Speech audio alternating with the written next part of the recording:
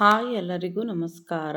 Sai healthy ಕಿಚನ್ಗೆ ಸ್ವಾಗತ. ನಾನು ಒಂದು ಹೆಲ್ದಿ ಆ್ಯಂಡ್ ಟೇಸ್ಟಿ ಆಂಬೊಡೆ ಮಾಡ್ತಾಯಿದ್ದೀನಿ. ಈ ಆಂಬೊಡೆ ನಿಮಗೆ ಇಷ್ಟ ಆದಲ್ಲಿ ಒಂದು ಲೈಕ್ ಮಾಡಿ, ಶೇರ್ ಮಾಡಿ, ಕಮೆಂಟ್ ಮಾಡಿ ಮತ್ತು ನಮ್ಮ ಚಾನಲ್ಗೆ ಸಬ್ಸ್ಕ್ರೈಬ್ ಆಗಿ.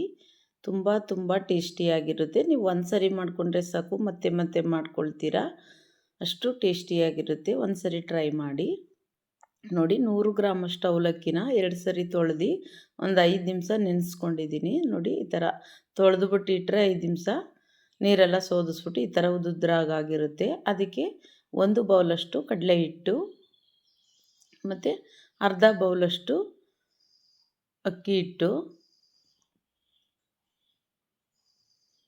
ಮತ್ತು ಈರುಳ್ಳಿನ ಜಾಸ್ತಿ ಹಾಕಬೇಕು. ಈ ಥರ ಸ್ಲೈಸ್ ಥರ ಕಟ್ ಮಾಡ್ಕೊಳ್ಬೇಕು. ಸುಮಾರು ಒಂದು 4ರಿಂದ 5 ಈರುಳ್ಳಿನ ಕಟ್ ಮಾಡ್ಕೊಳ್ಳಿ. ಇದು ಕೊತ್ತಂಬರಿ ಮತ್ತು ಸಬ್ಬಸಿಗೆ ಸೊಪ್ಪು ಒಂದೊಂದು ಕಟ್ಟಿದೆ. ಒಂದು ಕಟ್ಟು ಕೊತ್ತಂಬರಿ ಸೊಪ್ಪು, ಒಂದು ಕಟ್ಟು ಸಬ್ಬಸಿಗೆ ಸೊಪ್ಪು ಮತ್ತು ಖಾರಕ್ಕೆ ತಕ್ಕಷ್ಟು ಗ್ರೀನ್ ಚಿಲ್ಲಿ, ಸ್ವಲ್ಪ ರೆಡ್ ಚಿಲ್ಲಿ ಪೌಡರ್ನು ಆ್ಯಡ್ ಮಾಡ್ಕೊಳ್ತಾ ಇದ್ದೀನಿ ಮತ್ತು 1 ಸ್ಪೂನಷ್ಟು ಜೀರಿಗೆ ಮತ್ತು ರುಚಿಗೆ ತಕ್ಕಷ್ಟು ಉಪ್ಪು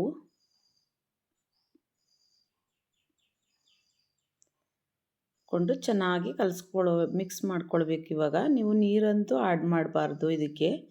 ಅದರಲ್ಲಿರ್ತಕ್ಕಂಥ ಅವಲಕ್ಕಿಯಲ್ಲಿರ್ತಕ್ಕಂಥ ನೀರಿನಂಶ ಮತ್ತು ಈರುಳ್ಳಿಯಲ್ಲಿರ್ತಕ್ಕಂಥ ನೀರಿನಂಶನೇ ಸಾಕು.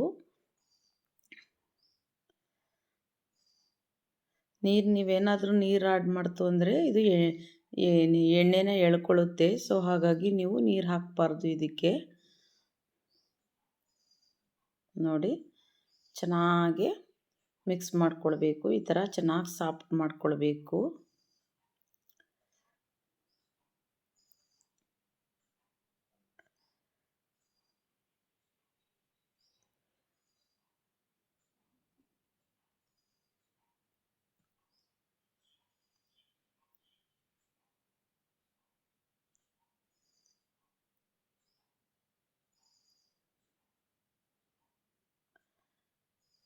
ಹಿಟ್ಟನ್ನ ಇಷ್ಟು ಹದವಾಗಿ ಚೆನ್ನಾಗಿ ಕಲಿಸ್ಕೊಳ್ಬೇಕು. ನೋಡಿ,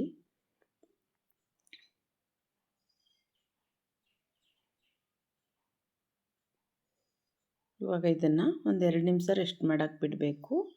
ಅದಾದಮೇಲೆ ನೋಡಿ, ಎಣ್ಣೆನ ಕಾಯಕ್ಕೆ ಇಟ್ಟಿದ್ದೀನಿ. ಇವಾಗ ತೆಳುವಾಗಿ ತಟ್ಟು ಹಾಕಬೇಕು. ನೀವು ದಪ್ಪವಾಗಿ ಮಾಡಬೇಡಿ. ಸ್ವಲ್ಪ ತೆಳುವಾಗಿ ಮಾಡಿದ್ರೆ ಗರಿಗರಿಯಾಗಿ ಕ್ರಿಸ್ಪಿಯಾಗಿ ಬರುತ್ತೆ ವಡೆ.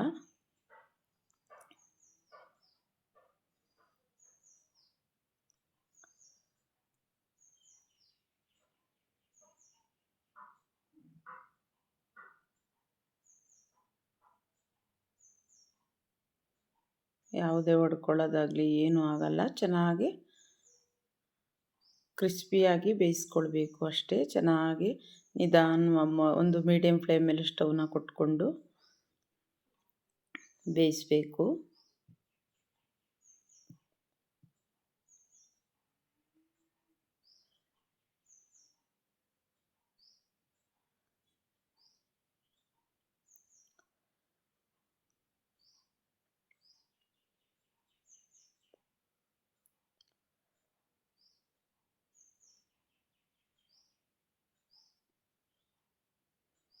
ನೋಡಿ, ಇವಾಗ ಚೆನ್ನಾಗಿ ಬೆಂದಿದೆ.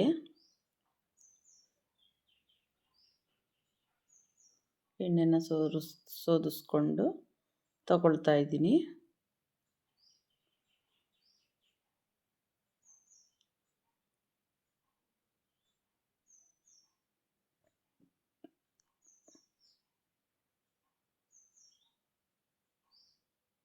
ನೋಡಿ, ಎಷ್ಟು healthy and tasty ambode ready ಆಯಿತು.